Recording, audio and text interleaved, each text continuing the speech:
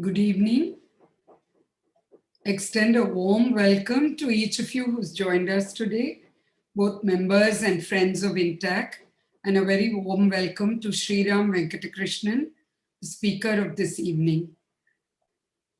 INTACH, an acronym for the Indian National Trust for Art and Cultural Heritage, was set up 36 long years ago in 1984 as a non-profit organization with a vision to spearhead heritage awareness and conservation in India and to protect India's vast, built, cultural, intangible, and natural heritage. At INTACH, our programs have been covering aspects of culture, arts, crafts, traditions, and local heritage. Today, we bring the spotlight on an aspect of Carnatic music. December and music season are synonymous for Madras. This year, thanks to the pandemic, we are sadly missing the season that we look forward to all year. Is it only the live concerts that we are missing? Certainly not. It's the lekdems, meeting people, discussing schedules, sabha hopping, meeting the music regulars, including NRIs, and of course the canteen food that add to the buzz and aura of the season.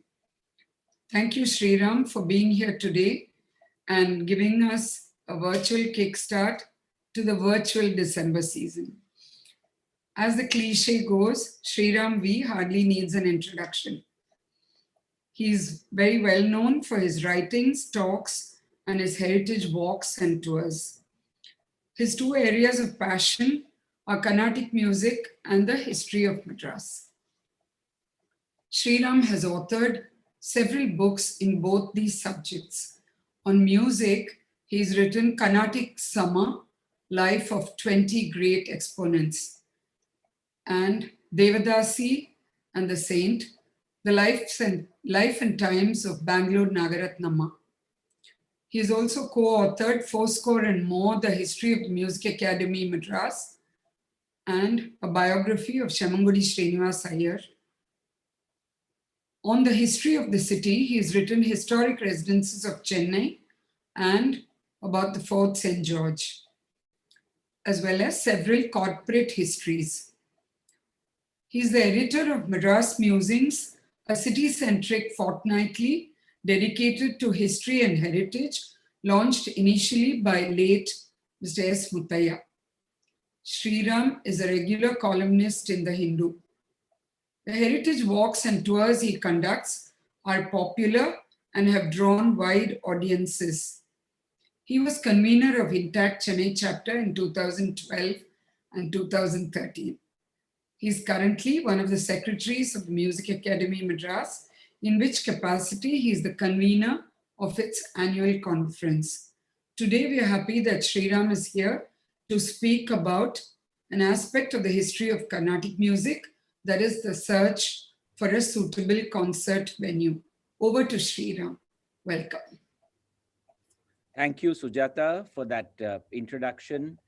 And thank you so much, friends, for being here to listen to this talk. A great hug to Tara, whom I see after a long time on screen, if not in person. We haven't had the pleasure of meeting each other in a long while now. And so I'll start with that. The story that I have put together is basically not from an architect's point of view, but it is more from Rasika's point of view. I am taking into account the various writings that people have put together over the years on their experiences of listening to performances of Carnatic music in this city where we all live and which is today considered to be the cultural capital as far as South Indian classical music is concerned. But I would like to begin with a little description which is much earlier to what we recognize today as the colonial city of Chennai. The question of a venue for classical music is something that is defined right from very, very early times. And if you look at the Sangeeta Ratnakara, which is the 12th century work that all of us begin our history of South Indian music from, history of Indian music from, to be frank, just not South Indian music. There is a wonderful description of what a venue for music should be like in the time that Sharngadeva wrote the Sangita Ratnakara. And he says that the brilliant multicolored dancing hall must be decorated with many flowers. It must be rich with various awnings and adorned with jeweled pillars. There the president must occupy the beautiful Simhasana. To his left, the members of the harem, and to his right, the chieftains. Behind the chieftains should be the secretary of the treasury. Near them are scholars well versed in music and in the arts, clever in the various styles and Vedic lore. Poets of aesthetic taste are also here. In the center of the scholars should be seated honored physicians and astrologers. On the right side is the assemblage of ministers. There itself are to be seated the chiefs of the army and other men. Men and women of aesthetic taste should be around the members of the harem and in front of the king, the president of the assembly. Behind the king are to be girls full of beauty and youthfulness, carrying beautiful chauris, making the minds of the people blissful through the jingling sound of their bangles. Sitting on the left side of the king in front are the composers of songs, storytellers, bards, scholars, flatterers clever in praising, and others clever in different kinds of song. Then the attendants are to be seated around them. The bodyguards of the king should stand on all sides with weapon in their hands. Seating the audience thus, the king witnesses the dance and the music. It is not very different from an environment that an auditorium like the Music Academy or the Tamil Isai Sangam conjures up even today. So you've got the front row, you've got the important people, you've got the artists in front, you've got the Boy Scouts on the sides, then you've got the various people. It's an assemblage of scholars, of people who like music, and so on and so forth. So this has not changed from the 12th century, the fundamental requirement of a venue. And then in the 15th century, 16th century, you have a beautiful description by Domingo Pais of his visit to the dancing hall of King Krishnadevaraya in Vijayanagar, Hampi.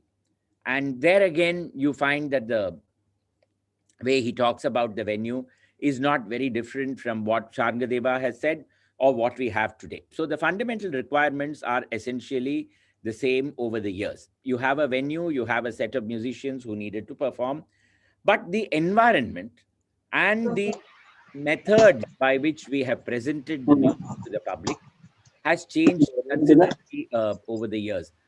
I think we'll need to mute all the other participants. There's a lot of noise from somebody. Yeah. If you look at the, sadly for us, the history of Chennai remains largely undocumented after the time of the Cholas, the Pallavas, the Cholas. And after that, we have no idea what happened to this entire region. There's a huge jump and gap in our history till the arrival of the colonials. And there is a huge debate. There are people who say that Madras and Chennai were well-established villages, if not towns, before the colonials came.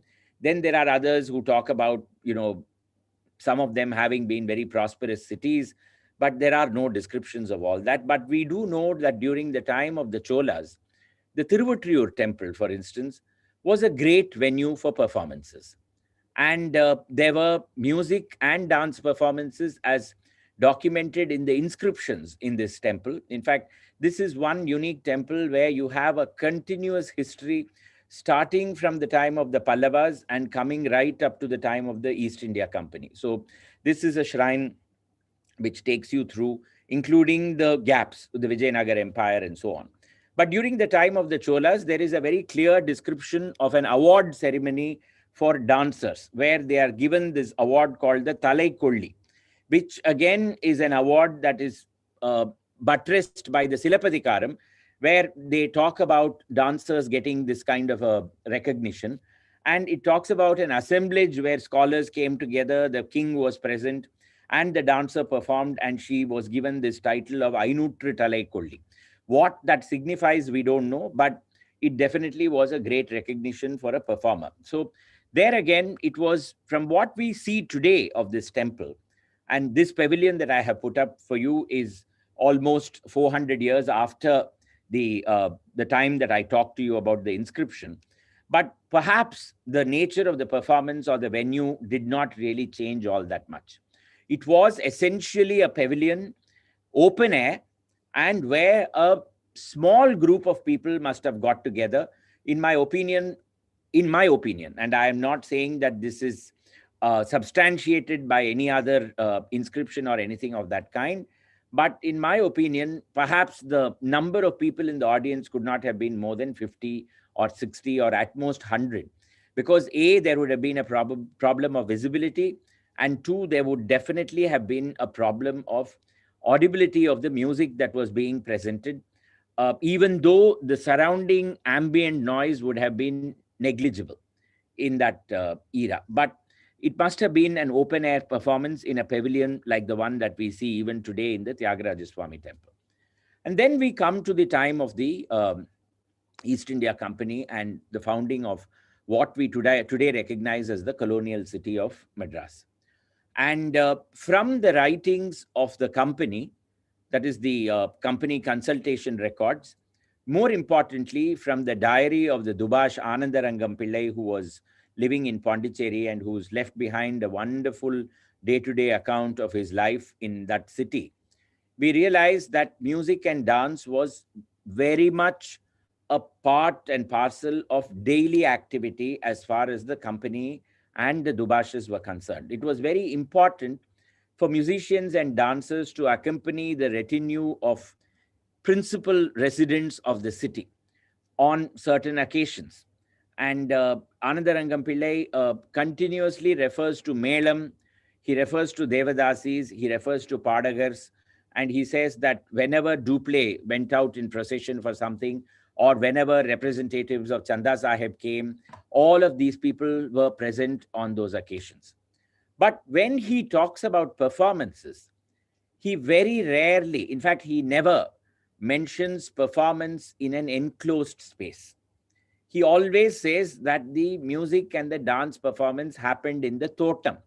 So he had a garden which was outside Pondicherry town, to which musicians and dancers would come, and that is where the performances would happen. In fact, he very clearly documents a an opera or a champu which is composed on him, and that is staged in his presence and in the presence of his guests. That always happens in a totem. So it happens in an open space where clearly it was a very enjoyable environment to be in when, you didn't have things like air conditioning and all that. It must have been a cool time of the evening with plenty of trees around. And that is when the performances happened. And once again, we mustn't forget that the ambient noise was negligible at that point, except when guns were booming out from the fort. And if you read Anandarangam Pillai, you realize that Duplay had guns booming out of the fort at every odd hour, whether it was to brush his teeth or to eat or whatever. All the time, Birangigal veditana, gundu potargal. This happens all the time. But I'm sure despite all that, it must have been a wonderful experience to have performances out in the open. Now, what of Madras? If you look at the manuscript of Sarvadeva Vilasa, which is a Sanskrit work of the late 18th, early 19th century, it talks about a set of Dubashes and the musicians and dancers in their retinue. It's basically structured as a conversation between two scholars who have come to the city, and they describe the city in terms of its prominent residents and in terms of the great scholars, musicians, dancers, and patrons who reside over here. And most of the soirees, when they happen in coconut groves or in gardens. There are very few, there are hardly any references, in fact, to performances happening in an enclosed space. So it would appear that in the early years of Madras city, performances in the open, but in private gardens or in temples where once again there was plenty of natural air and wind, and the sound was just absorbed by the surroundings. That kind of an environment is where much of the performances happened. We also realized that the audiences were very, very small. They were not huge numbers. Later descriptions would add exaggerations. So if you look at a 20th century Tamil work on what happened in the 19th century or the 18th century, they'll say, "பதினாயிரம் பேர்கள் உட்கார்ந்து கேட்டார்கள்." Now, if பதினாயிரம் பேர்கள், if they sat and listened, 10,000 people were able to listen to a music performance where there was no artificial amplification, how did they manage it? We have, it is not possible at all. It is very unlikely that audiences of that kind would have existed. Surprisingly, while we had open air performances over here, in the princely courts of Tanjavur, in places like Ramanathapuram, in Shivaganga, performances were happening in enclosed environments, even in Thiruvananthapuram, for that matter, where Maharaja Swati Tirunal was the ruler and he gave a huge fillip to classical music. You have this wonderfully designed Navaratri Mantapam, where once again to a very small audience, if you go to the Navaratri Mantapam, not more than 150 people can actually be seated inside that auditorium. And on top, on the roof, there is a set of upturned pots of various circumferences, which are all looking downwards from a platform on the roof. That actually provided the amplification. And for a long period of time, there existed a set of technicians who would come and take care of those pots and who would adjust them depending upon the musician who was going to perform below. And that would ensure that there was sufficient amplification for 150 people to listen. Later, those pots just became museum pieces because people forgot what they signified. And today, the Navaratri Mantapam depends upon artificial amplification. And now, of course, the numbers have gone up. So people sit outside the Navaratri Mantapam and also listen. So it's not restricted just to the people inside. On the other hand, if you go to the Sangeeta Mahal in the Tanjavur Palace, what is very interesting is that the structure was probably built during the Nayak times and then greatly embellished by people like Sarfoji. Now, Sarfoji himself was very open to European influences, but if the Nayaks gave the basic structure, then it would appear to indicate that in Tanjavur we had awareness of what it was to build a proper auditorium for music performances. I am not very certain if the structure that we see today, how much of it is actually from the Nayak era and how much of it is from Sarfoji, and what has been very ill-advised modernization of that auditorium. But what you can see is that just like in the opera houses, there is a set of boxes on an upper level, and in the lower level, in the actual floor of the auditorium, the common people would sit. In the upper level, the members of the royal family would be seated, some in front and some behind latticed screens, and they would be able to witness the performance that was going on stage. And it appears to be, when you look at it today, it can definitely seat around 200 or 250 people, perhaps because it was enclosed and it could, the sound could carry. But even with very poor modern amplification, which the hall now has, the acoustics are of a fairly high order in that venue. Despite the best efforts of modern day engineers to finish off what Sarfoji had done, his technology appears to have survived to a great extent. In 2003, 2004, I think, we organized a performance of Vishaka Hari in that particular venue. And it was wonderful to just sit there and listen to that Harikatha performance because of the way the sound traveled and, the way that venue was constructed. So here in Madras, you had open air auditoriums, and there we appear to have had closed door structures. The tendency of having music performances in the open appears to have continued right till the beginning years of the 20th century. So this is a photograph of a village, of an 18th century village called Colletspet. This is now called Kaladipetta. And when you go there, they'll say that Ramalinga Swamigaloda Kaal Pattathinaal indha edathukku Kaladipetta nu peru. but that is not true. It was created in the 18th century by a British governor called Joseph Collett. And so it's called Collett's Pet. And Collett, for his assistant or writer, a man called Veeraraghava Brahmana, this temple was created. This is called the Kalyana Varadaraja Swami Kovil of Collett's Pet. And in the 20th, in the late 19th, early 20th century, there was a very extraordinarily musically gifted family that lived in Collett's Pet. 3 sons, and all 3 were destined to become great in the world of Carnatic music.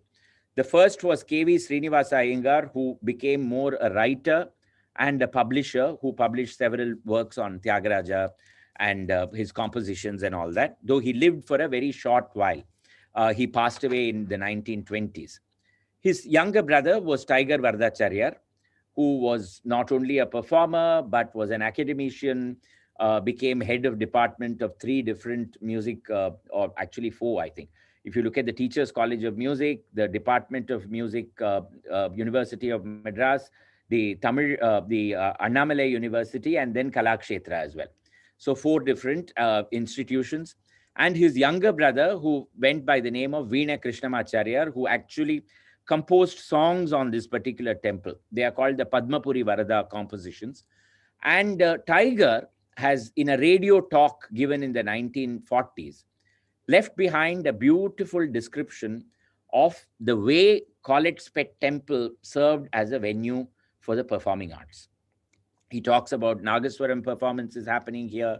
He talks about Devadasi's dances. He talks about musical dramas brought by itinerant performing companies that would perform in this particular forecourt that you see over here, and how this environment played a huge role in shaping the musical thought and evolution of himself and of his brothers. Now, if Tiger's account is on one side, you also have another account written by Seshachalam Chetty of Curzon and Company. You all know, you must have all heard of Curzon and Company, the great furniture manufacturer makers. Now, Curzon and Company, the Seshachalam Chetty writes that among the Arya Vaishya community, this Collett's Pet was considered to be a kind of a summer retreat or a weekend retreat because it was full of trees. And they all built their weekend houses over here, and they used to come here, and they would bring musicians along with them, and Tiger's family also would be there to perform. So he says that amidst the swaying and the soughing of the trees all around, we used to listen to some wonderful music. So once again, as late as the early 20th century, you had a great environment in which music was being performed in the open. Today, if you go to this place, there are hardly any trees. And secondly, the only music you can hear is a house which says keyboard music lessons taught over here. That's it.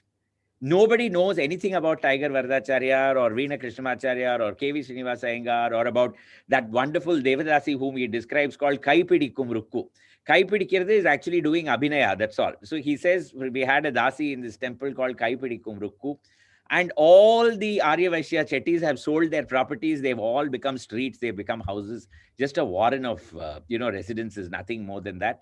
And that musicality is completely lost from this environment.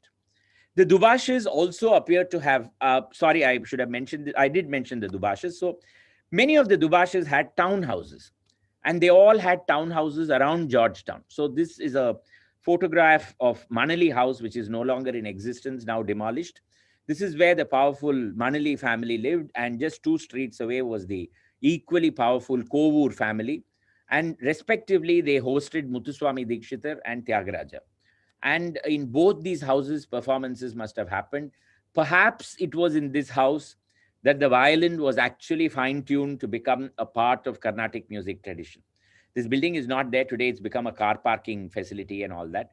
But there is no denying that the city residences of the Dubashas must have also played a role in fostering music. But once again, if now this house doesn't exist, but Bandar Street Kovur house still stands. When you go there and you look at it, you find that there is no great performance space.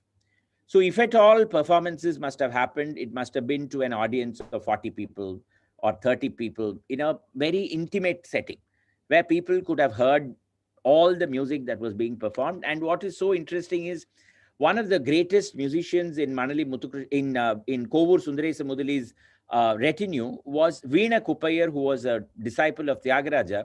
He must have performed the Veena very often. And the Veena, even today, I hold, is a chamber music instrument. It does not lend itself to artificial amplifications, contact mics, and things like that. All of that destroys the real musical essence of the Veena. And it must have been in very intimate settings that the music must have been um, heard and listened to by many people. The first public venue, an auditorium of any kind for music in Madras, is this building, which is the Pachayappa's Hall, built in the 1850s. And by the 1880s, it becomes home to a sabha called the Madras Jubilee Gayan Samaj, which probably is the first sabha for classical music. Once again, to an invited audience comprising Britishers, administrators, and Indian members of society, where a speech would be given by someone on what was being performed so that everybody could understand. And then musicians would sing or play an instrument. If you go there today, very high ceiling, windows that in that era must have been completely kept open at all points of time during the performance, and just an empty rectangular hall. That's all that there is to this. The floor is made of wood. It's of the finest Burma teak. And when you stand at the other end and when you say something, it is very clear that the person even standing on the veranda can hear what you're saying, provided there are no buses and cars honking and going around on the main road. In the 1870s, that must have definitely been the environment over here. And it must have been very easy to have had, you can imagine music performances, speeches being given. In fact, this was the meeting place for much of what went on in Madras city before the arrival of, the Victoria Public Hall. But it is very interesting that, we see that this venue, which was meant for a school, becomes a venue for music performances, because it kind of sets the trend. Thereafter, for a long period of time, music is performed in school classrooms. And so you look at this very poor photograph. This is a photograph of the Tondai Mandalam Tuluva Vellalar School in Georgetown. This is where after the Madras Jubilee Samaj, Gayan Samaj, you had what was called the Bhakti Marga Prasanga Sabha. And that Sabha had its performances over here. Now, this is a fairly large classroom. This can seat at least 100 people seated on the floor, 100 to 150 people. And you realize as to why this venue must have been selected, because that Bhakti Marga Prasanga Sabha never featured music performances or dance. It only performed Harikatha. And in the closing years of the 19th century and in the early years of the 20th century, Harikatha was the most popular art. At that time, Harikatha performers were receiving around 150 rupees for a performance, while Carnatic musicians were receiving around 50 rupees. Even the top-ranking Carnatic artist would get around 50 rupees, not more than that. So that was the disparity in the earning levels between a performer of music and a performer of Harikatha, because the Harikatha had everything in it. It had story, it had humor, it had music, it had a little bit of dance, it had lots of stuff, much of entertainment. And so there was a larger kind of a public that came to listen to these stories as compared to the kind of groups that came to listen to music performances. And so this was the venue where those performances happened. Once again, you can see wooden rafters, not a very high ceiling, but windows all around that were kept open and must have provided for a lot of ventilation. The Hindu high school, which is in Triplicane, yet another venue, classrooms right around. And the classroom on the top floor was where the Parthasarthi Swami Sabha had its performances for a long time. You also had private residences where music was listened to, and this building, Dhanammal's house in Ramakrishna Chetty Street. Once again, an upper floor where she performed the Veena. Only 20 to 25 people can sit, not beyond that. And even then, even in that era when ambient noises were not all that great, Dhanammal's assistants would ensure that no vendors came onto the streets, and people who came to listen could not make any kind of noise. If they did, she would put down her veena and that would be the end of the performances. So they couldn't clap, they couldn't put talam, they couldn't sneeze. If they sneezed, that was it. The concert would end at that point of time very abruptly. So it was under such demanding conditions that, these performances were held. So absolute silence was what was really needed. This is yet another venue. Today it's a go down for condiments. This is called the Thiruvannamalai Matam Hall in Natupillayar Kovil Street in Georgetown. A quadrangle inside which is open to the sky, which must have been open to the sky. Today it's enclosed in order to ensure that the bags inside it don't get wet during rain. This again cannot seat more than 40 or 50 people. The great venue that was constructed was the Victoria Public Hall in the 1880s. And this could seat 1,500 people at any given point of time. Strangely enough, in its entire history between 1887 and 2020, not one Carnatic music performance has ever happened in this venue.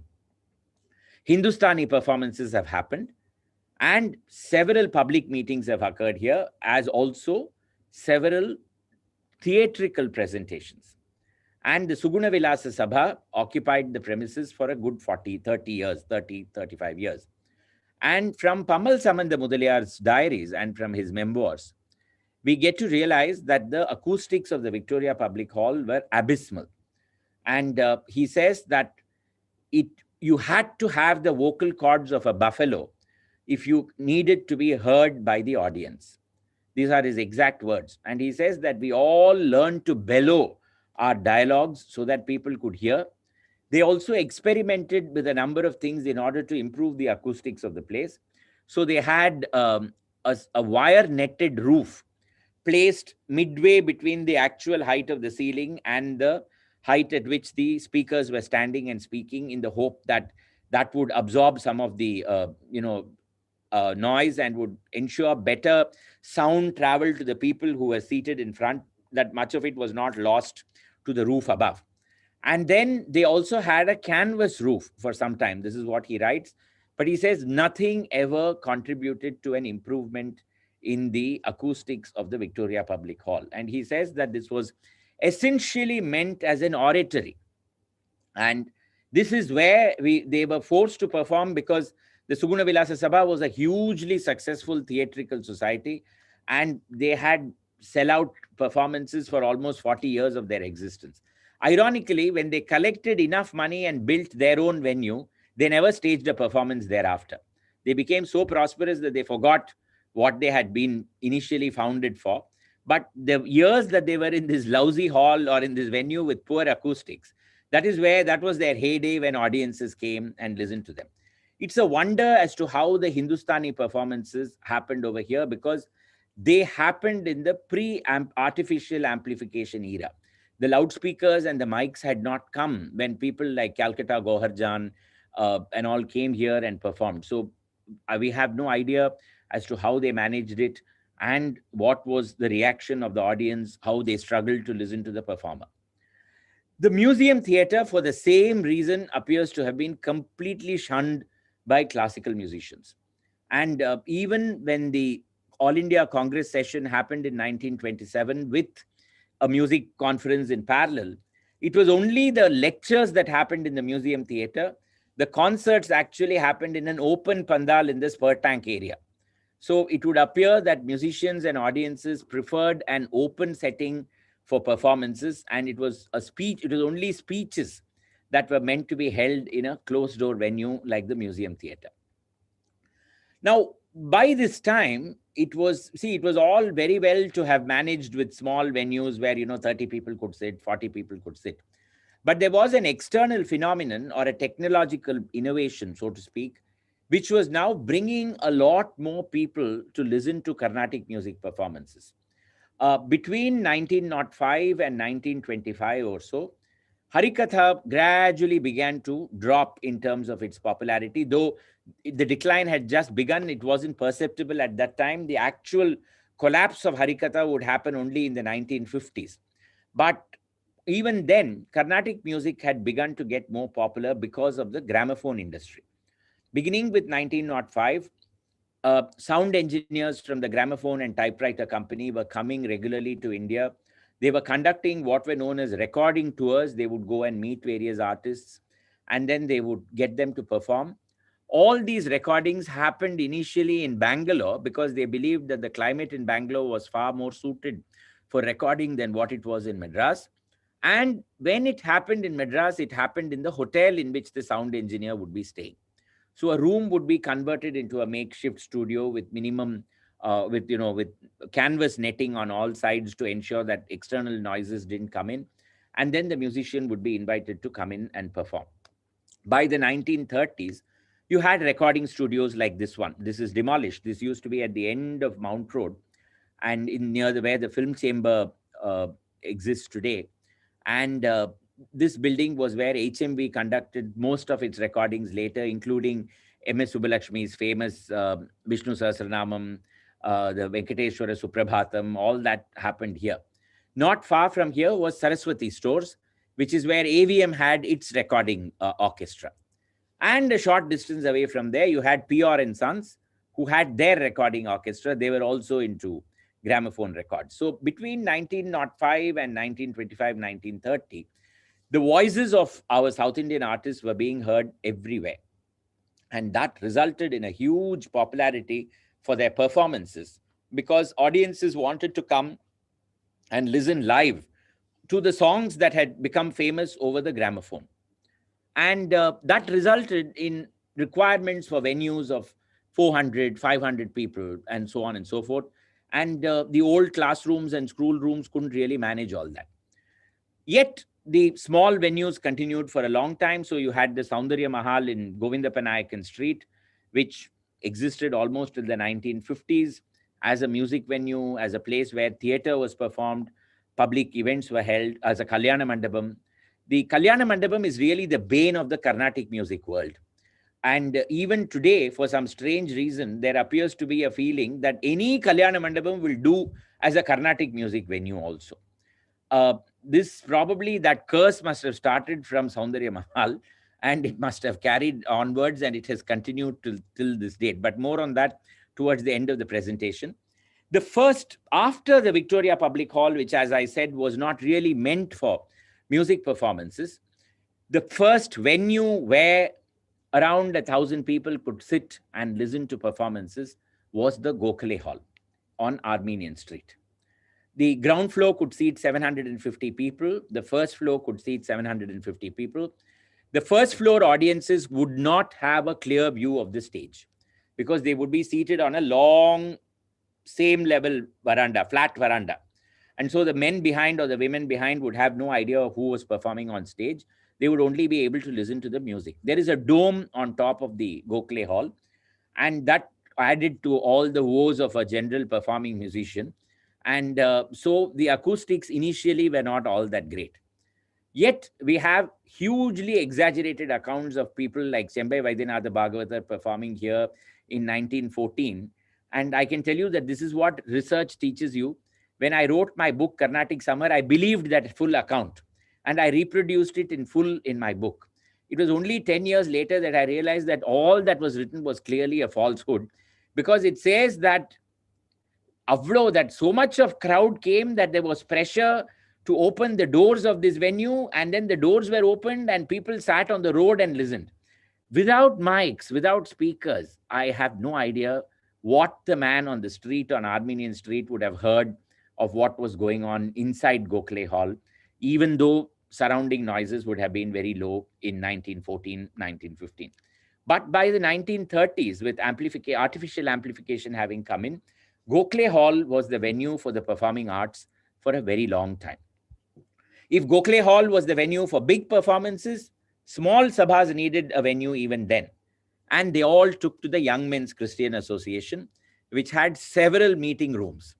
And at one point of time in the 1920s, as many as 15 sabhas were operating simultaneously with the Young Men's Christian Association as their address. These were all fly-by-nights. They must have existed for 1 year, 6 months, 2 years at most, and things like that. But they all used this as their venue. And of course, they must not have had their performances on the same day. But this was the place where a lot of Carnatic music was heard in a small room called the Mukkunahi Hall, which again can seat just around 40 people with reasonable acoustics in it. You can see this cartoon, which was printed in 1931, just before the arrival of artificial amplification. So it's a very basic venue. As you can see, there is a naked bulb which is providing the illumination on top. And you've got, Tanjavur Vaidyanatha Iyer on the Mridangam, Musri Subramanya Iyer performing, and Semangudi Narayan Swami Iyer on the violin. And you can see that he's actually showing his back is actually part of the same cartoon. When I scanned it, my technical skills were not good enough to get it as one picture, which is why it's appearing as two. He would turn his face to the audience and show his back to the main artist whenever he had to play the violin, because that's the only way that the audiences would be able to hear what he was playing on his violin. And in fact, it was the violinist who was majorly challenged as far as the acoustics were concerned. People like particularly the male musician in the era when there were no mics, they all had much higher pitches than what they had today. And there were clearly two categories of musicians. One that had male musicians who had a very high pitch, so they drew a much larger audience. Then you had the male who had a very deep voice, who remained essentially a chamber artist. So you had people like Mahavaidyanath Sivan, who had a very high voice, and so he attracted huge audiences. And you had his bitter rival Patnam Subramanya Iyer, who had a very deep voice, who remained essentially a chamber but a very respected artist at the same time. So the violinist, you can see over here, would turn his back to the main artist and perform. Violinists would evolve their own strange amplification methods before the arrival of the mic. So you had Marangapuri Gopalakrishna Iyer, who had a horn attached to his violin, and that was known as the phono violin. So he would play the violin, and that horn would amplify the noise that would then carry. It was actually an American creation, this phono violin. Even now you can read about it. It's called it's got a name beginning with Z. I forget what it is. And it came to see Saraswati Bai, the Harikatha performer, who gifted it to Marangapuri Gopalakrishna Iyer, and he became an expert on the phono violin. And then Chaudaya hit upon the idea of adding strings to his violin. So from 4 strings, he made a 7-stringed violin. Then he had a 19-stringed violin. He had a brute of a 21-stringed violin as well, which only he could play. Nobody else could make any music out of it. So he was known as Soundaya because the kind of noise that he made with the violin, no vocalist could stand a chance performing along with him. He was greatly feared for the multi-stringed violin, the 7-stringed and the higher stringed violins that he would bring. So violinists had a great struggle.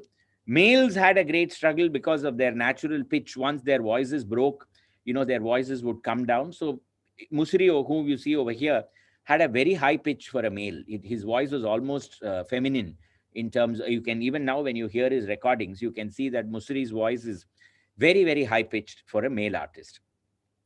At around this time, this is the 1920s, which is when you first see sabhas being built exclusively for music performances. So up to now, we have seen school buildings, we've seen oratories, we've seen public venues, we've seen temples. The primary function was not for music performances. The primary function was something else. And music found that a suitable venue and came in and hired the venue and began to perform there. But in the 1920s, you suddenly find a shift and you find that auditoriums are beginning to be built for music performances. The first of these in the city is the Rasika Ranjani Sabha, built in 1928. There's a very bad photograph of the old auditorium that stood. It was a jewel of an auditorium. That's all I can say. And the design for these auditoriums were all copied from the cinema theaters that had been built just around 5 to 10 years earlier. Or just around at that time, the cinema theaters were continuing to be built. So I have put over here a photograph of the Philatelic Bureau building on Mount Road, which was the Electric Theatre built in 1913. And you can see over here that it's got a sloping roof.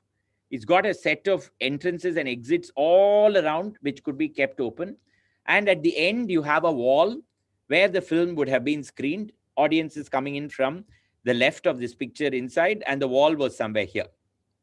Essentially, a number of cinema theaters would copy this design of the electric theater. You remember, I don't know how many of you remember the Crown Theater, which used to be at the end of Mint Street. It was almost identical to this. Murugan Talkies, which was known as Kinema Central on St. Xavier's Street, which also was known as the Prince of Wales Theatre for some time, that had a very similar structure. Even today, the Star Talkies in Triplicane stands, though it is not functional. It is an almost identical design to what the electric theatre is. And the Rasikaranjani Sabha would follow that design almost to a T. So you had a long, flat chamber where people would come and sit. There was a stage at one end, a sloping roof made of non-permanent material, essentially later on asbestos and things like that, but a tiled roof, windows and doors on all sides, people coming in, natural ventilation, and you're being able to listen to the performance. I have heard performances in the old RR Sabha venue before it was demolished in the 1990s. And it was a pleasure to just sit there because that road, Sundareshwara Swami Street, hardly got any traffic. And even in the 1990s, it was a very quiet place.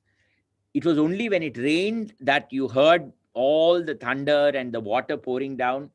Even then, it was nice to listen to a performance over there because somehow it gave you a great sense of peace to be in that venue with the surrounding area completely open, and you are being one with the elements when you're listening to a performance over there. Of course, it's not available anymore. And you will see that after 1928, till the 1950s, till the arrival of the Tamil Isai Sangam and the Music Academy, the Rasikaranjani Sabha design would be followed by as many as 3 sabhas that followed. So the Vani Mahal, which was the Tyaga Brahma Gana Sabha, which came in the 1940s in T Nagar, the Mylapore Fine Arts Society, as well as the third one, which I have, of which the Krishna Gana Sabha, which also came up in the 1950s. All of them copied this basic design of the RR Sabha. And the Mylapore Fine Arts Club, even today, exists with the same design, while all the others have conducted significant modifications to their earlier shell. The Ripon building had now this is the time when I spoke to you about the gramophone. I'd also now like to add about the broadcasting service. So from 1924, you had broadcasting beginning, and you needed a broadcasting facility, a place where you could record and broadcast.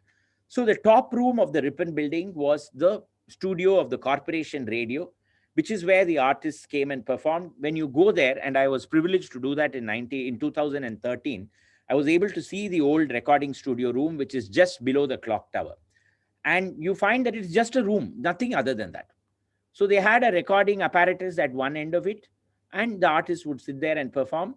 So the general, when you read the corporation report, you realize that this road had hardly any traffic, and there was no noise. So artists would come early in the morning or late in the evening, and they would record over there, and then they would leave. And that was sufficient for a good broadcasting service. Later, the All India Radio would come out of this, and you can see the All India Radio mic here between Brinda and Mukta. They would actually fine-tune recording to a very great extent, the All India Radio. Even today, the All India Radio's positioning of the Mridangam artist, the violin, the other Pakavadyams, and the main artist is unparalleled. The concert recordings that we have even today from the 1950s, 60s, when so-called technology was still in its earlier stages, unbeatable for the kind of music that they provided. So they kind of fine-tuned recording in a way that no Sabha was able to do for a very long time, and perhaps hasn't done it even today. The Music Academy, of course, was born at around this time, but I'm going to fast forward this to just tell you that the history of the Music Academy is also the same history that we have followed up to now. Begins in a pandal in the spur tank. And then after flirting with a closed-door environment like the University Senate House and Mani Iyer's Hall, goes back to an open pandal for the next 6 years. Between 1930 and 1935, a pandal behind Ripon building in My Lady's Garden, which they believed was the best venue.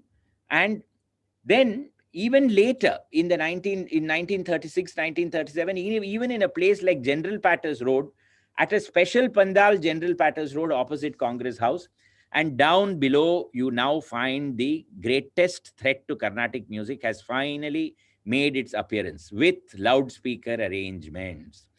Till now, nobody has spoken about loudspeakers, but from the 1930s onwards, even the great Veena Dhanam, who demanded absolute silence, descended to the level where she came and performed with an advertisement that said special loudspeaker arrangements will be made available to listen to Veena Dhanam's Veena.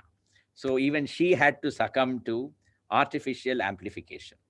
And after that, we have fought an increasingly losing battle with amplification. Today, the artist's idea of amplification is one thing, the sound man's idea of amplification is another thing, the audience's idea of amplification is a third entity altogether. And it is a continuing battle between these three, that when the artist has come and has sat down for a performance, for the first 25 minutes, you will find every artist on stage signaling to the sound man to increase their respective instruments' mic levels. Now, the sound man is just not bothered. He knows that it is yet another performance through which he has to sit. So he will not do any adjustment whatsoever unless it is a great star who is performing on stage and there are 1,500 fans in the audience who may come and beat him up at the end of it. Then he will become all attention and then he will keep fiddling with the controls, and the fiddling of the controls will continue till the end of the performance. And then the other thing is the artist will keep saying, I am not getting feedback. The audience has no idea that the artist needs feedback. So they'll say, English nanna kekkirudhu. So the idea is not that you should hear. The idea is that the artist should also know what is happening, what kind of, the audience will never ever understand this. So it's one continuous battle for increasing the sound level on an ongoing basis. So some of the sabhas which perform from makeshift venues, and I'm not going to name them over here, they have solved the problem by setting the volume to the maximum, getting in the biggest speakers possible, and positioning them at the most inconvenient places where if you are fated to sit close to the speaker, you would have lost a significant amount of hearing by the end of the performance. But at the end of it, people still come away saying, Romba nanna irundhathu kacheri. I sometimes wonder, have they lost their sense of balance in listening to a good performance in a controlled environment? How can they say that this performance was great when the loudspeaker arrangements or the amplification arrangements were so bad? This is a photograph from the 1950s in the PS High School grounds of the Music Academy's annual conference, Madhuramani Iyer's year, and you can see the thronging audience that is seated to listen to a concert. During this time, performances continued in very domestic places. So you had Jagannatha Bhakta Sabha run by these two terrors, Muttanna on one side, Rangaramanuja Iyengar on the other. They both had no saliva, they had only acid. But they organized some of the best performances in the veranda of Muttanna's house, which was called Veda Vilas, and it survived till the 1950s. No fans. You had only hand fans with which you had to fan yourself. You had to be seated on the ground to listen to the music that was going on. But making a name in Jagannatha Bhakta Sabha was very important. But on Egmore High Road, there was no traffic even in the 1950s. You could listen to a performance seated in a veranda. Again, only 30 or 40 people, but it was very important to make a name for yourself over here. Shastri Hall, which comes up in the 1950s, today air-conditioned essentially to keep the traffic out. Without the traffic, with the windows open till the 1990s, this was a place to be in. What wonderful acoustics. With Nageshwara Park just behind you, complete silence in Lusk Corner, and you could listen to some great music over here. These were the three sabhas that I mentioned to you earlier, all of which copied the Rasika Ranjani Sabha design. And you can see the Mylapore Fine Arts Club, though it's changed a little, it's essentially remained the way it is even today. The Tamil Isai Sangam is the one that makes the first break with this traditional designs. Even though at its core, it's a rectangular arrangement, which can, with no balcony. At one level, it's a rectangular arrangement with a stage. This was a large venue for music with artificial amplification brought in, constructed in 1952 with L.M. Chitale as the architect, and constructed at a cost of 8 lakhs. The the land was given on a 50-year lease by the Corporation of Madras. Even today, it exists on a lease, which has been renewed repeatedly. Now, the Music Academy at that time detested the Tamil Isai Sangam. And so when the Tamil Isai Sangam was constructed, some of the discussions that went on in the Music Academy and fueled by the Music Academy, some of the editorials that appeared in the Hindu at that time are very interesting to read. So the Hindu talks about, just in 1945, it's no coincidence that this happens, that this article comes in 1945, because that's when the foundation stone for the Tamil Isai Sangam's auditorium has just been laid. The plans have been made public. And the Hindu says that a vast music hall with a surging undertone of casual conversation, punctuations of applause, and the clamorous distortion of the microphone provides the worst possible setting for Carnatic music, which is more of a chamber art. So Music Academy delighted with this kind of a comment coming from the Hindu. And immediately in the academy, the discussion is, oh, when we build our auditorium, it will be in a natural setting, no mics, no artificial amplification. We will have doors and windows open. So they buy this property called Sweet Home. And you can see what Sweet Home was inside before it was demolished. Just look at this. Louvered doors. So you can actually open those lures and, those slats, and you can ensure that you get air coming in. And it had a vast garden surrounding it on Radhakrishnan Sale. This is the main performance space of the old house, the upper floor, the main performance space. And this is where chamber concerts and music teaching would happen. So it had no fans apparently till the building was brought down. And it was only the sea breeze from Marina that actually provided the cooling for this place. And this is where the academy never conducted its season over here, but this is where its concerts would be held on a regular basis throughout the year. And the upper floor on which you see these people seated, originally it was a wooden floor, which had to be later replaced apparently. And you see them seated on a replaced concrete floor. But originally it was a wooden floor that I think the wood had worn out or whatever it was, and it had to be replaced. But this is how the old building was. And then they decided to bring it down.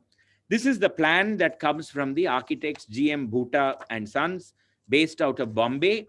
And these were, as the eminent architect P.T. Krishnan said last week when he was recorded on the Music Academy, he said Bhuta was very influenced by Le Corbusier, and so it makes complete use of the style of Le Corbusier in building the auditorium.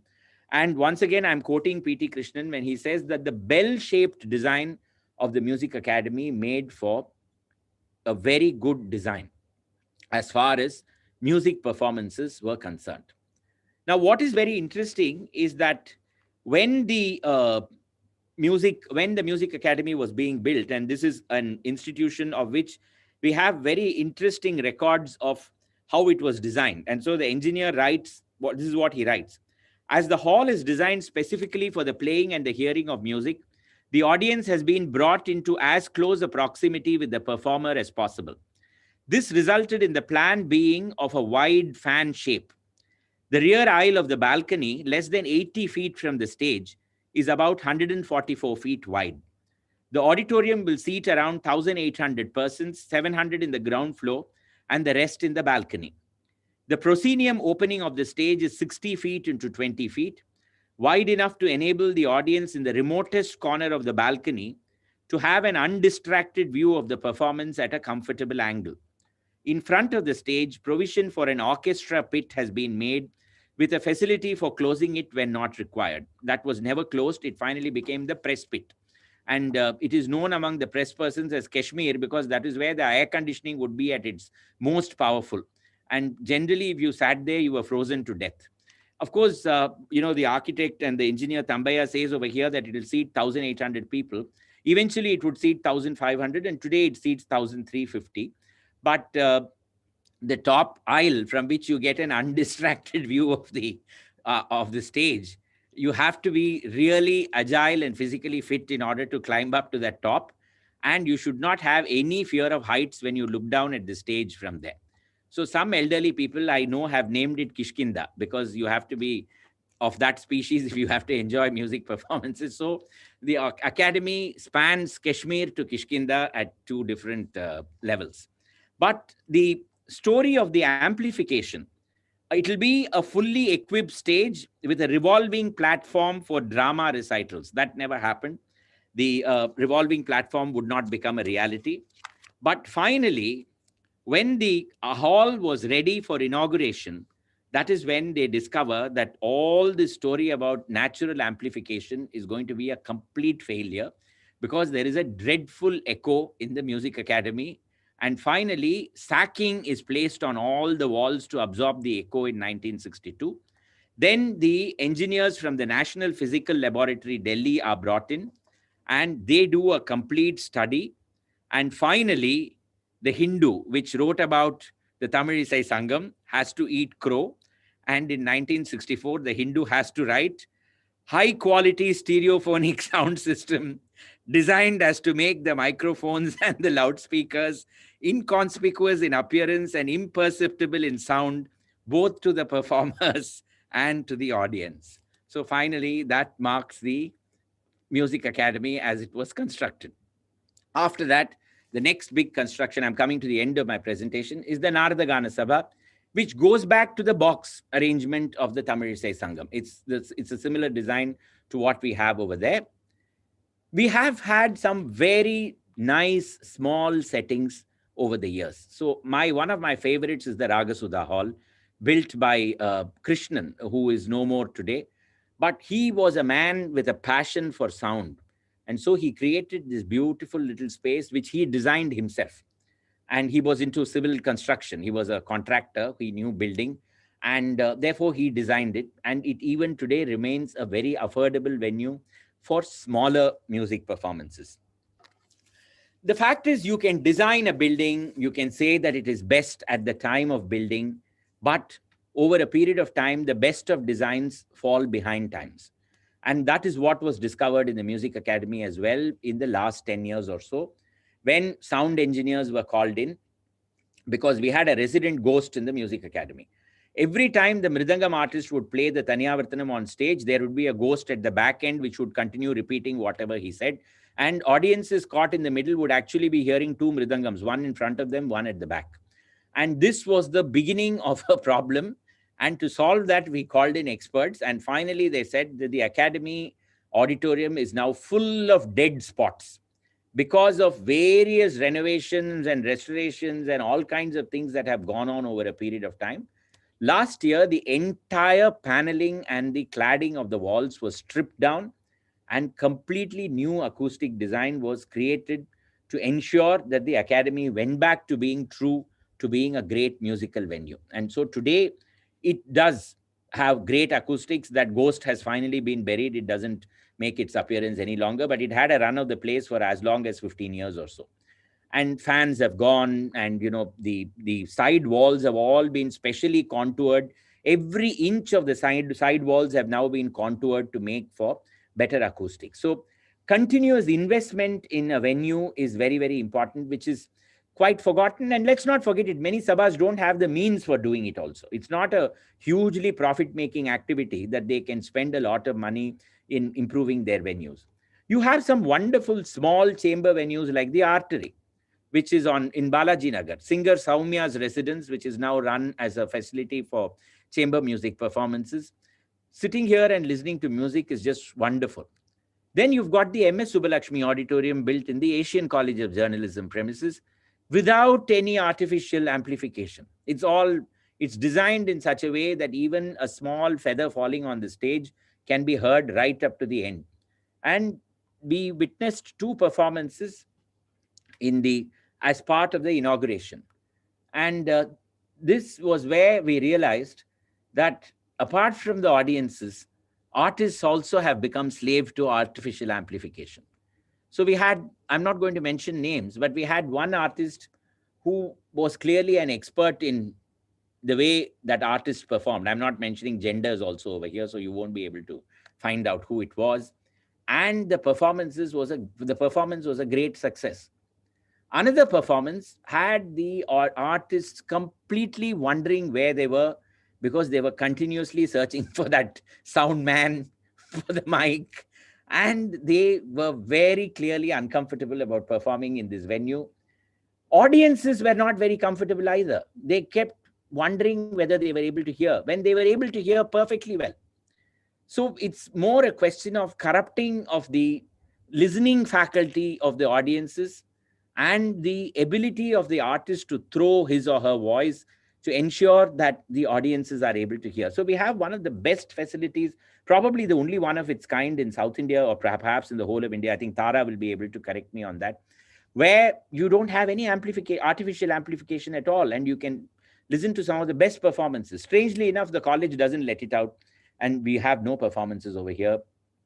After those two inaugural concerts, I don't know whether we've had anything. So this is where I'm going to leave you. So we have had a long history from the time when we started with concerts in the open, and then making do with what we got as an enclosed area, which was school buildings, oratoriums, any location that would suit a music performance. Sometimes they think that just an empty hall with a stage at the end would do. Even now that feeling persists. And then we've had a few specialized venues where we have some great custom built acoustics, where music can be heard at its best. But it's never the end of a journey, and all such institutions will have to keep investing in themselves if they want to remain relevant with the strides that technology is taking. So let's hope for the best, and let's wait and see what happens in future. Thank you so much.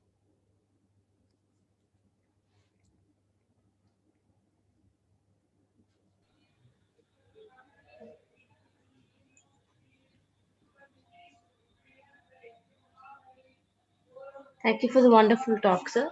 We have a few questions, if you don't mind. Yeah, sure.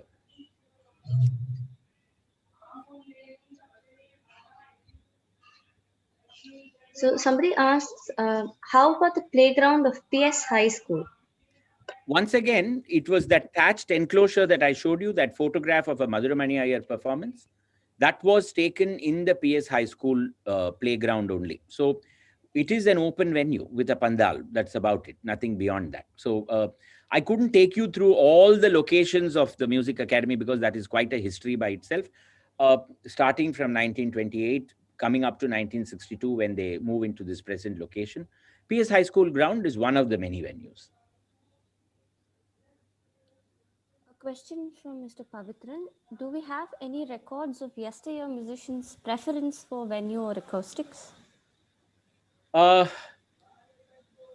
have generally noticed that they never ever spoke about their preference for a location or acoustics. In fact, the only record, very interestingly, is of M.S. Subbulakshmi, who rarely ever spoke about such things. The T.T. Krishnamachari writes a beautiful account of, in the 1940s, after independence, Subbulakshmi visits Delhi, and TTK takes her to Parliament House on an off day and shows her the Lok Sabha chamber, the Rajya Sabha, the central hall. And I believe she told him, Mama, inge or kacheri padina evlo nanna irukum.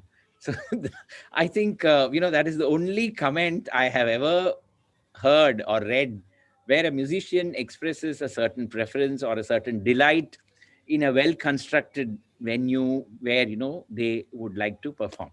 Otherwise, they rarely ever spoke about it.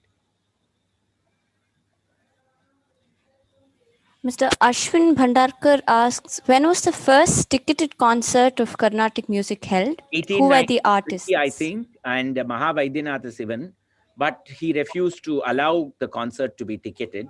And he then performed for free in the Parthasarathi Swami temple. But after that, tickets have been sold. So from the 1890s, we have had, certainly remember, theatre was ticketed even before this. And Hindustani performances in Madras were also ticketed from the early 1900s. So even prior to a formal sale of tickets, we did have a system of collection.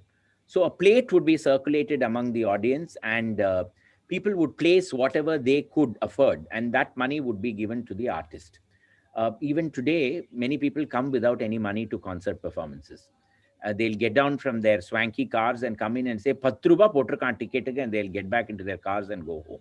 So there is a feeling even now that Carnatic music concert should be given free, and the audience, the artist must live on pure air and nothing else.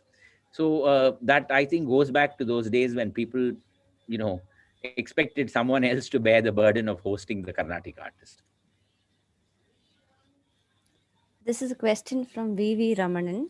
Mm. Were the music conferences always held at the end of the year, or have they been held in the summer months as well?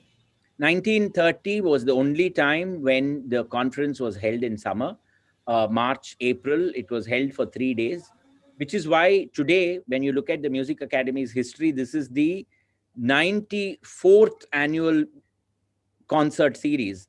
Academy itself is only 93 years old. That's because 1 year in 1930, there were 2 conferences, one in March and the other in December. And after that, they decided that December would be the season. Thereafter, all other sabhas followed suit.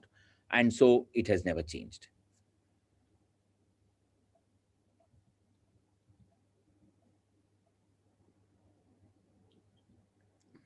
There is a question from Arun Kumar. During Nayak Maratha period, whether women were permitted to sit? Never.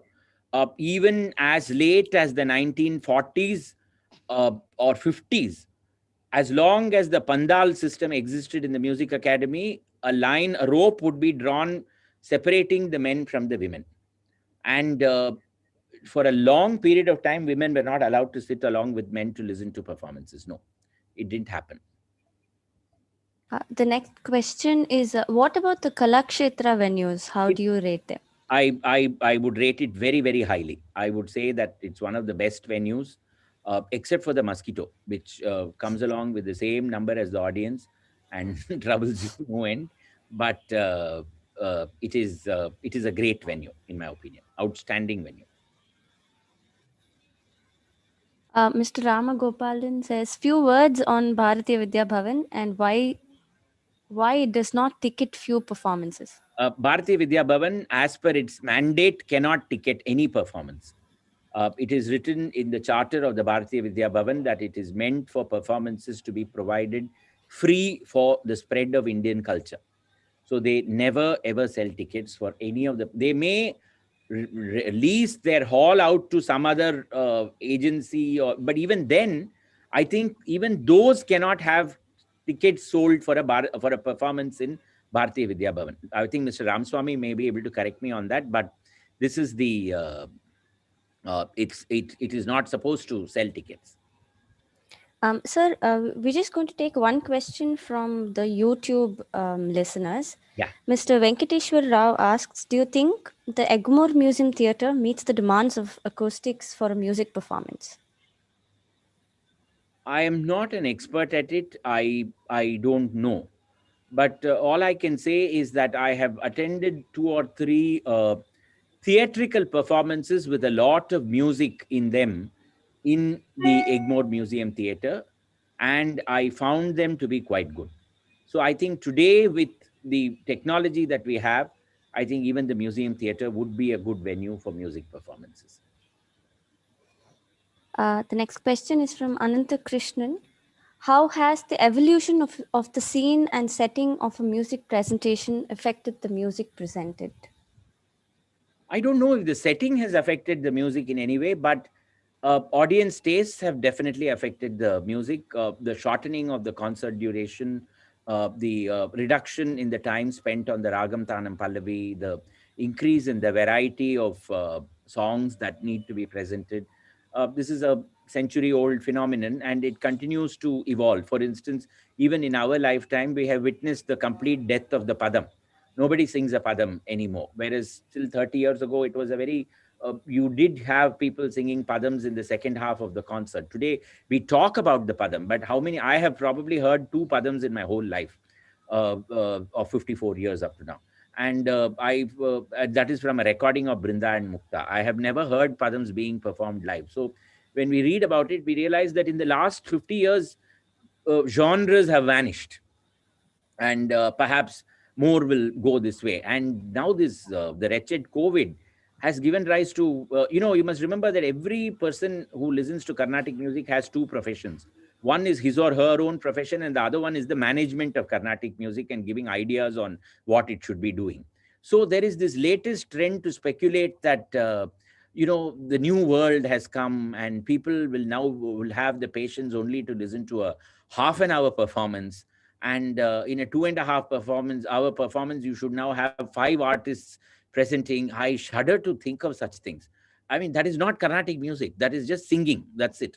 Whereas a classical art requires time for presenting its various features if you want to get a holistic idea of what that art is all about. So audience tastes ultimately is what really dictates everything. So perhaps over a period of time, we may witness all kinds of things. We have no idea. Next question is from Mr. Ashwin. Isn't MADRAS innovating with regard to venues there is like no holding doubt. concerts in theaters, etc.? But at the end of the day, while I really commend what Mahesh is doing in terms of his innovations in terms of venues, it is what amplification is. It is audiences brought in to listen in a certain setting, which is very similar to what it is in an auditorium. And over a period of time, he has done some in the open, but he has faced huge challenges in featuring concerts in the open because of the ambient noise and the lack of such places in a city like this. So he has gone back to holding it in various places like theaters and all that. It is an experimentation in venue, and we must see what happens in a long period. But it is a very commendable initiative, in my opinion. Mr. Vaidyanathan asks, is there a venue similar to Indian Museum in Kolkata in Chennai? I am not. The museum theatre as an adjunct to the government museum in Egmore is what was meant as an equivalent to the performing space in the Indian Museum in Calcutta. So perhaps so that is what it was supposed to be, but it hasn't really fulfilled that purpose. So this question is from Shivapriya Krishnan viewing on YouTube. What's your view on the Madras University Senate Auditorium? Beautiful as a building. It's a real treat, an absolute horror as a music venue. And I am not the only person to say this.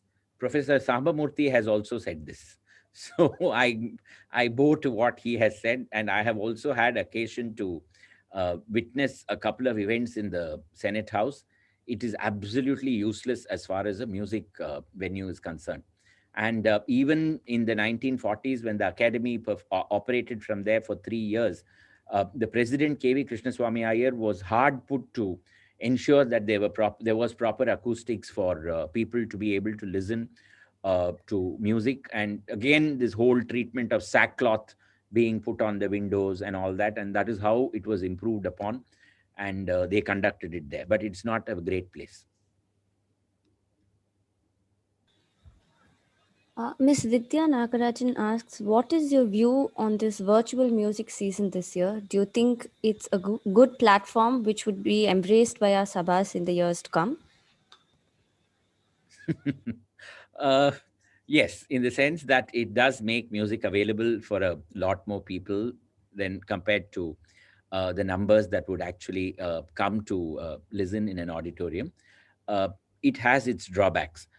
In the sense that does the audience have the discipline of sitting and watching a performance for 2 to 2.5 hours without answering the doorbell, giving instructions to the cook, without husband walking bare-bodied behind when the concert is going on, or suddenly coming along saying "Thunde engarku, mag engarku," etc., etc. These are all. It requires a lot of audience discipline, and let's not forget that Carnatic, this is my view, and I'm willing to be beaten up for it. Carnatic music thrives on a reasonable amount of audience indiscipline. So even in a concert, artists themselves are very comfortable with people speaking on cell phones, walking up and down, opening the door at any given point of time, coming in, waving to people. I always believe that the Music Academy's VIP entrance is the point from which all indiscipline begins. You will come late to a performance, you will open the door and stand there for a minute looking at everybody so that everybody will turn in that direction to look at you walking in. Then having ensured that everybody has looked, You will then slowly walk down the place and then get into your seat, which somebody else has reserved for you 45 minutes earlier. And the Boy Scout is giving dirty looks continuously. So this indiscipline should not be carried to great heights when a virtual performance happens. And I also live in mortal fear of the time when the numbers of people watching it virtually will exceed the number that comes to the auditorium. A. B, the demand of the virtual audience to shorten the duration of the concert. Today, as it is, the Carnatic music concert is on a very thin wicket at 2 hours and 2.5 hours. Now, the general feeling is that we shouldn't have more than 1 hour or 90 minutes. What will happen to the Tanyavartanam? What will happen to the Upapakavadyam? These are all questions that we need to ponder about. What will happen to the Pallavi? Will it vanish over a period of time because of the demand that the music should be shortened in duration? So this is something, so it's a blessing. It's also a curse in many ways. I'll be happiest when everybody gets back to the auditorium. Mr. Shankaran asks, can you talk about Bhajana Mandapams too? A very large and long topic.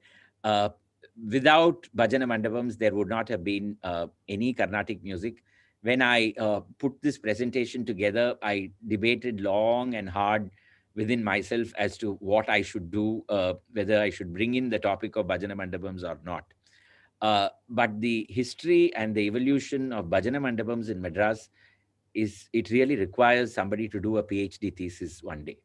The number of, I spoke about these semi-open venues. So Bhajana Mandapams were classic examples of that. They generally existed around temple areas. So you find a lot of them in Porshavakkam, in Georgetown, in Triplicane, you have plenty, where even today audiences meet for bhajans. But they are not venues where today Carnatic music performances are held.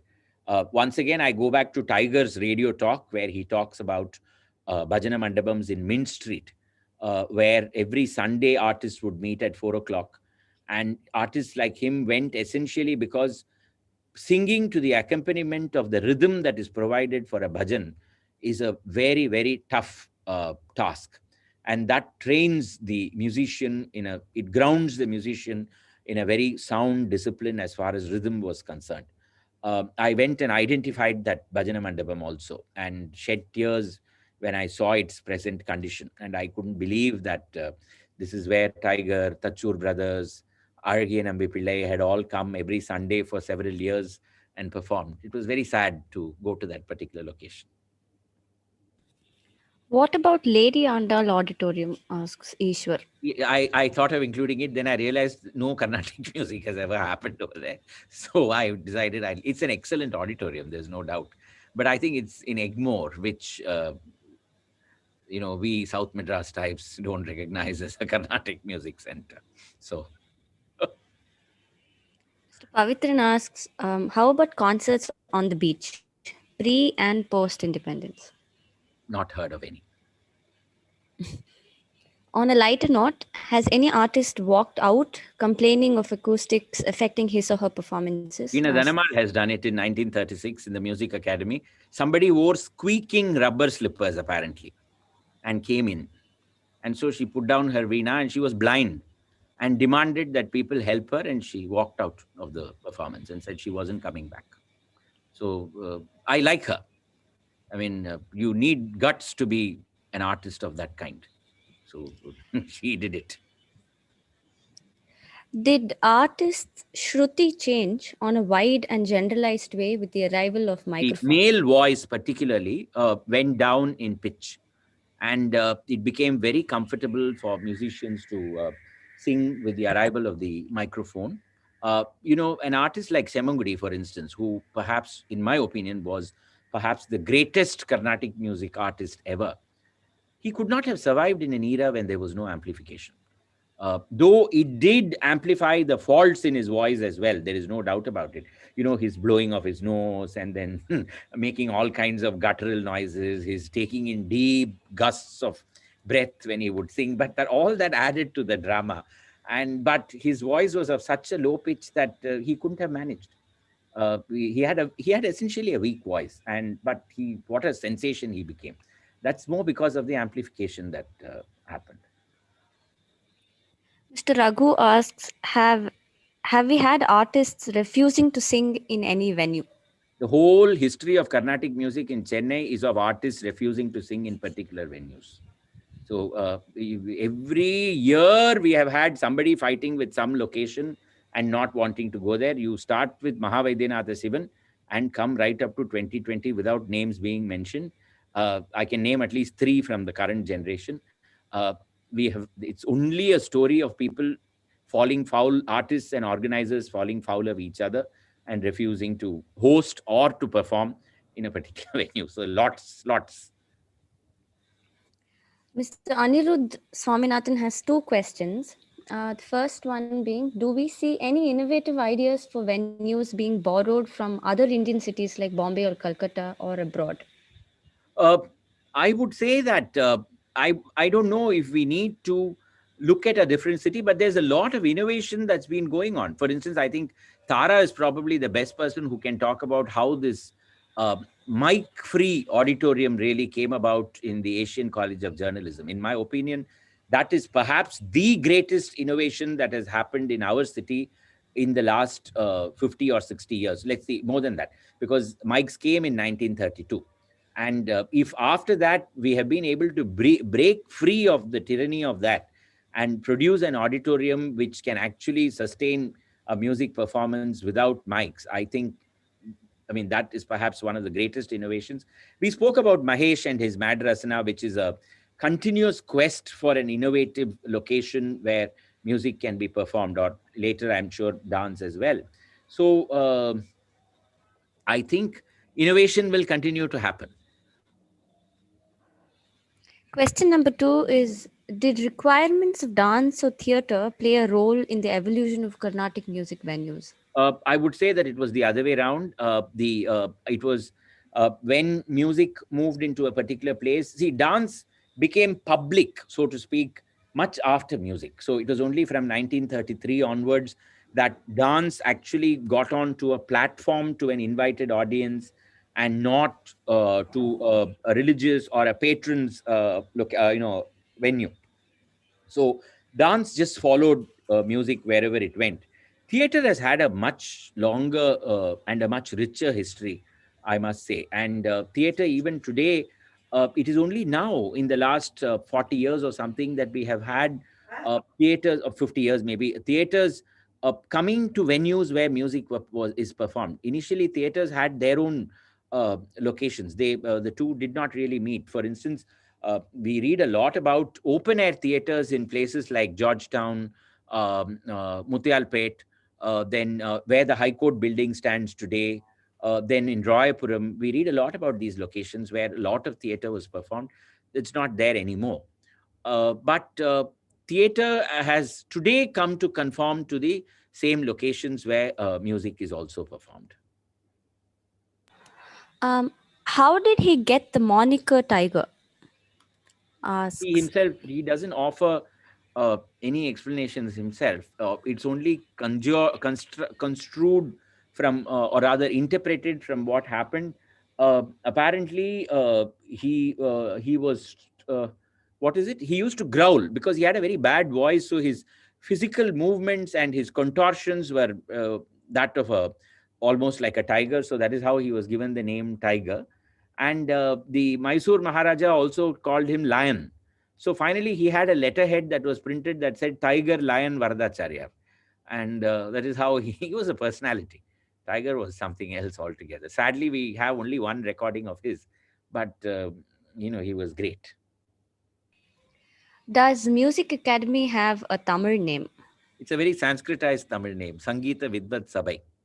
So it's got 3 Sanskrit words in it, and it passes off as a Tamil name. Mr. Pavitran asks, do you think Tamil Nadaswaram concerts had an edge over vocal concerts in the pre-mic era? In fact, I'm sorry I missed that out. I'm very grateful that you asked that question, because without this, the presentation would have been incomplete. The 2 great casualties with the arrival of the mic were the Nagaswaram and the Veena. And they were at the 2 ends of the performing spectrum. The Nagaswaram was such a strident and bold instrument that it did not require amplification of any kind. with the towel, and it was meant exclusively for processions and for outdoor performances. And it was forced to get into the tyranny of the proscenium. And then finally, it demanded amplification as well, something that it really did not require. And it lost the fundamental character of, how it was supposed to be. It was meant for night-long temple processions. And today, of course, there's a lot of debate on it. There is the caste angle, and with greater awareness, we have come to question a lot of things that we accepted in the past as far as the Nagaswaram is concerned. So what I give you as an answer is not complete. But the Nagaswaram today, I would say, is a very weak self as compared to what it was at one time. And even today, in my opinion, it is subjected to a lot of insults because of ignorance. So, you invite a great Nagaswaram artist for a wedding performance, and he's beautifully performing a Natakurunji, when suddenly the priest grabs the mic and says, Nirthungo, Nirthungo, Geti Melam Padungo, Gauri Kalyanam Padungo. And then the priest launches into a speech while this man has been stopped in the middle of a raga.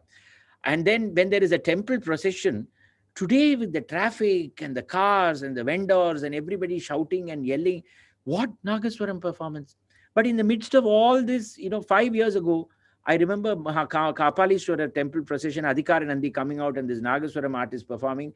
This woman who sells vegetables there goes up to him and says, Thambi, ni gaula vasi perla na vandu kekren. So, see, there is that awareness as well. So, something that me with my upper middle class background, see, this kind of thing, right? But look at the awareness that is there. So, Nagaswaram was meant for a different environment and a time and a place. And today it suffers. Similarly, the Veena is also subject to the same tyranny. It was a chamber music instrument without any amplification. It was meant for 40 people and 50 people. So today you have contact mics, you have these huge speakers that go along with it. And finally, what they belt out of the Veena, I don't think was meant to be ever produced on the Veena. Of course, it's a versatile instrument. There is no doubt about it. But these are the two instruments that have become the biggest casualties. The violin, I think, was the greatest gainer of them all. Before we take one more question from the chat box, there is a question from a YouTube viewer. I used to hear Parveen Sultana in the 1970s in Chennai quite often. Is there a different kind of demand for Hindustani music at venues? I don't know if there is a great demand for Hindustani music any longer in Chennai. I think, classical music itself is on a diminishing scale, let us say. I mean, audiences have only reduced over the years, though a very heartening factor is that youngsters today appear to be coming back in greater numbers to listen to classical music than what they were doing in the 1980s.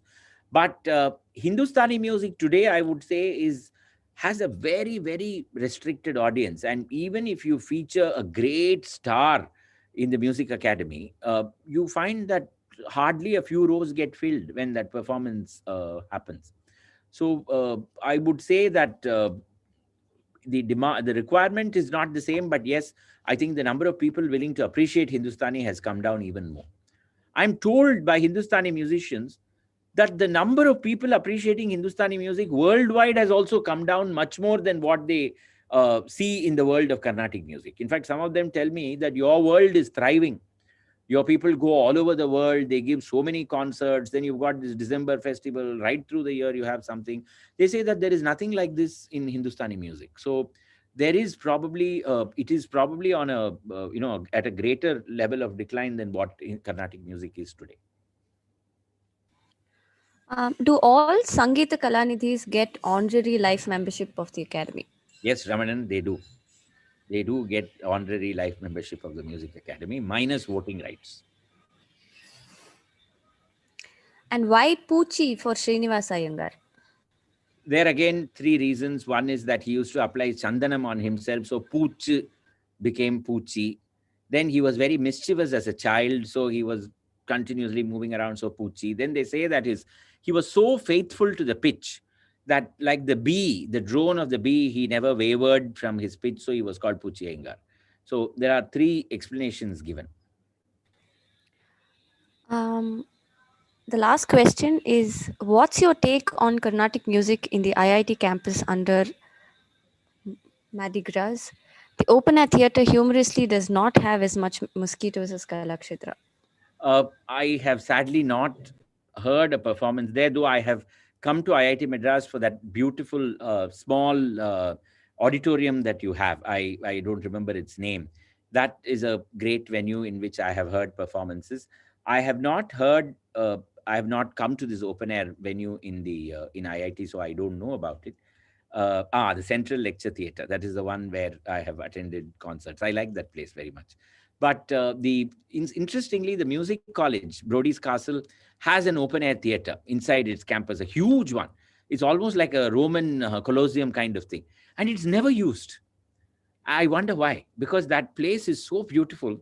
It's full of trees and there is no surrounding noise of any kind. You can have a wonderful performance over there, but it's not used. I think we are so used to a closed door venue. Thank you, sir. That was one of the last questions. We now open the floor out. So if anybody is willing to ask a question, you may please unmute yourself and ask your questions.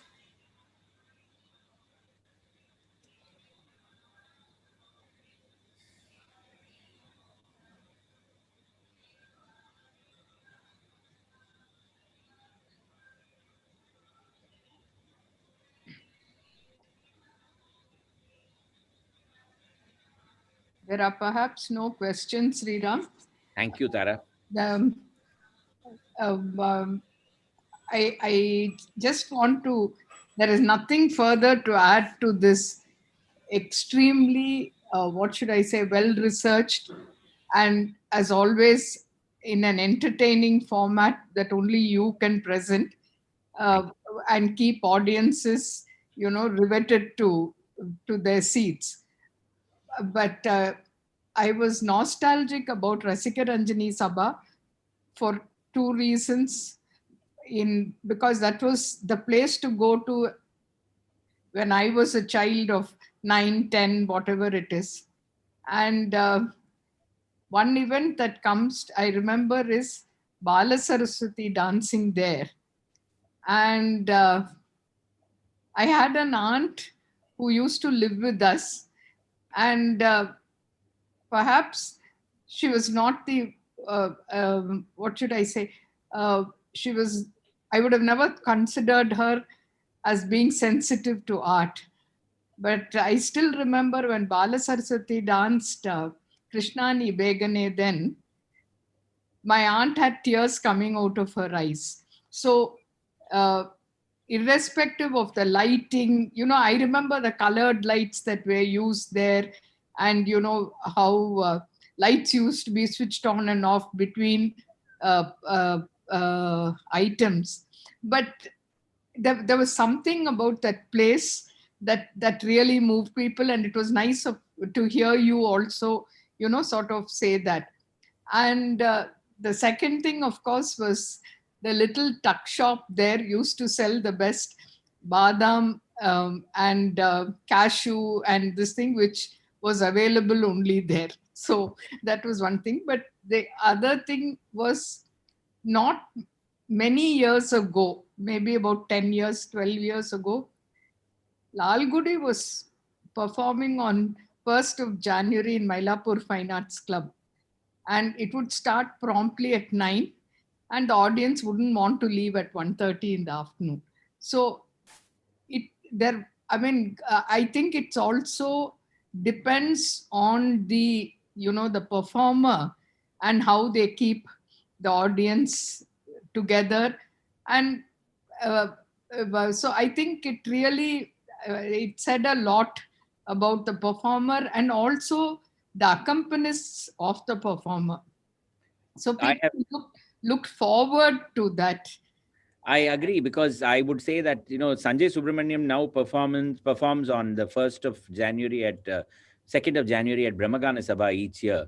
And that again is now a concert that appears to have any end, because it starts at 10 and then goes on. And there are audience responses and requests and things like that. And the concert just keeps going. So even in our time, yes, there are people artists who are able to gather that kind of, respect. Yeah. and appreciation. Yeah. Anyway, I think it's 8:10, Sriram. I want to thank you for Thanks. for a lovely evening, and while it is still virtual, I think you brought all these venues close to us and made them vivid, and made us all, at least some of us oldies, remember those times, and how nice those places were. And the most important thing, of course, was the noise-free atmosphere of the streets. So thank you very Thank much. you. Hope you. we hear you again, and all the very best. Thank you. Thank you. Thank you. Thank you, Sriram. Bye, Sujata. Thank you, everyone. Bye, bye, bye. Ayappa.